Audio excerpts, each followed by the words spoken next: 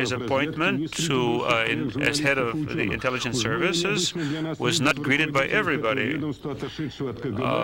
This is an academician, but on the other hand, he's an outsider. But 2 months now have passed since he was appointed, and he now has determined the new tasks of intelligence. The philosophy of intelligence now can be summed up as follows.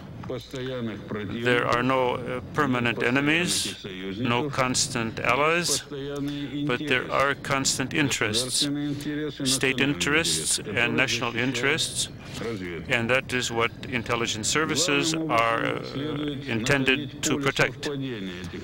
We have to find points of coincidence of these national interests. I have in mind here non-proliferation of nuclear weaponry.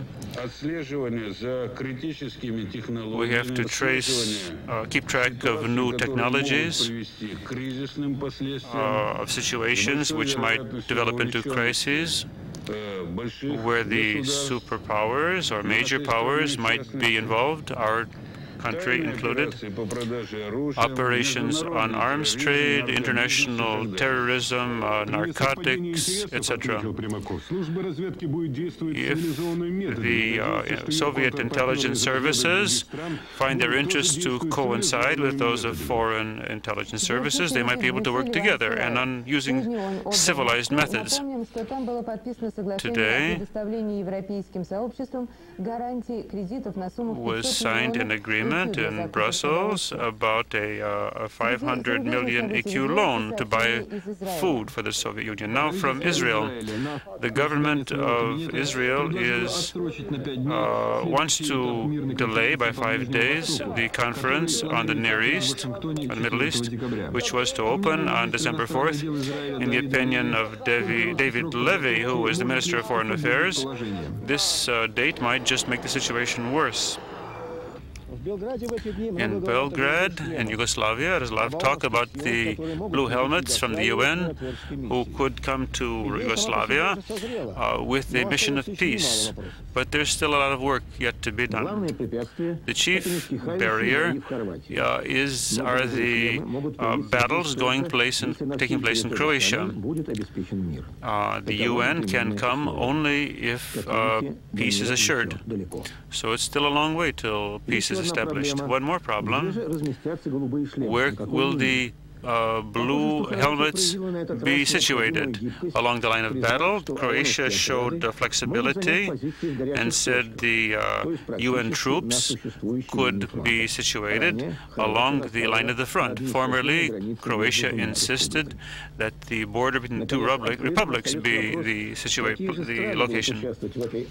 And then which countries would participate in this action on the part of the UN? Belgrade wants to have only neutral governments.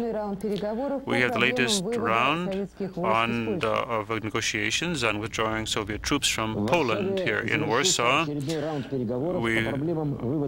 We see the meeting taking place on withdrawal. Two problems remain. All the attacking forces, aside from a small auxiliary unit, will be eliminated by the 15th of November, by next year. But there's a problem here with paying the Polish railroads for transit expenses. The troops are leaving, but we're not paying. Another problem is a financial question. Our country does not want to leave empty-handed, as they did, for example, in Czechoslovakia and Germany. The buildings that the army repaired or built after the war should be compensated for. The Poles, however, consider that the ecological damage caused by the Soviet army is such that we have to not only leave them all the buildings, but pay in addition. Even the German barracks, which we repaired, and we will now have to pay Poland for them. In Cambodia, there's been we see a national Supreme State Council, which will be leading the country. Now we have 4 groups, including the Khmer Rouge, which in 3.5 years destroyed almost 3.5 million persons in active genocide. Today, in the capital of Cambodia, one of the leaders of Khmer Rouge, Kyo Samaphan, arrived, and there was a real lynch mob which gathered, and he had to be evacuated by tank to the airport and taken to Thailand. So we finished the program with an item which perhaps will help you to smile. Today it would have been 90 years. It was the 90th. It would have been the 90th birthday of our favorite clown, Mr. Rumyantsev, whose nickname was Pencil. He said, my name is Rumyantsev only for official purposes. Otherwise, my name is Pencil, which in Russian is Karandash. I don't think we're going to see another so talented a clown soon. He was a great person, a world-class clown. I was his pupil, and I am proud of that. He had many pupils. Oleg Popov, the famous circus clown, considers him to have been his teacher. He was a truly remarkable artist. A clown is created by the era, and that era created our wonderful clown Pencil.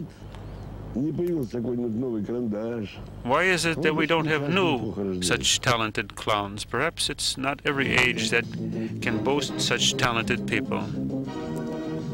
Here we have sports coming up. Simultaneous interpretation from the Russian being provided by John Glad. Today, we have a survey of sports. We'll begin with soccer. We see Moscow Dynamo and Kiev Dynamo are playing. So we see Kiev was the host to the Portuguese soccer team Benfica. So the Portuguese were favored to win, but the Kievans were not scared away. They were skillful, and if it hadn't been for a mistake by a Portuguese soccer player, the score would have remained 0-0 after the first half. But finally there was Kutsepov, who was a very talented player for Dynamo. Here we see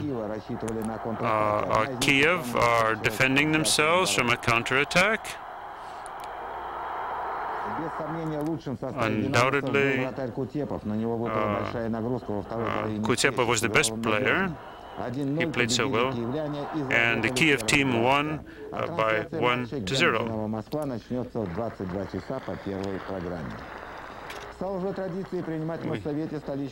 The Moscow City Council has a tradition of receiving teams which are participating in the championship. Here we have 3 teams, CSK, Spartak, and Torpedo. In addition, the Army team has become a winner of a cup. So we can say that the capital cities are the best teams, or have the best teams.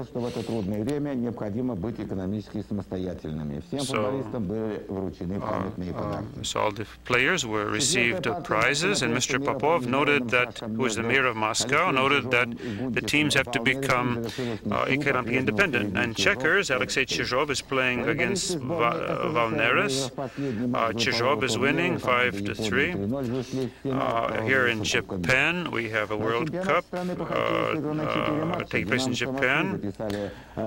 Here we have some other scores. We have Dynamo playing Sokol 5-2, Lada is playing CSK 2-4, the Chem is playing against Dynamo 4-1, and Torpedo is playing against the Riga team 6-2. In June next year, we will have an Olympic lottery, which will have electronic equipment. It will be called the Million. There are two Greek firms and the USSR Olympic Committee. People who want to try their luck can win from 1 to 2 million rubles, or even more, perhaps. This is a Greek partner here. We are a partner with the Soviets here. A large portion of the profit will be applied to the expenses involved with helping the Soviet Olympic team group, so as to help Soviet sport and also in the republics. We think that in the future we will be doing a lot of investment in the Soviet Union and developing joint ventures in telecommunications and electronics. Here is the weather forecast for the 27th of November. In Murmansk, it will be -1 to -6 Celsius. In Arkhangels, -1 to +4, a little bit of precipitation. In Belarus and Ukraine, the temperature will be +1 to +7 with some precipitation. In Moldavia, or Moldova nowadays, it's +2 to +7. In the Volga-Vyatsky region,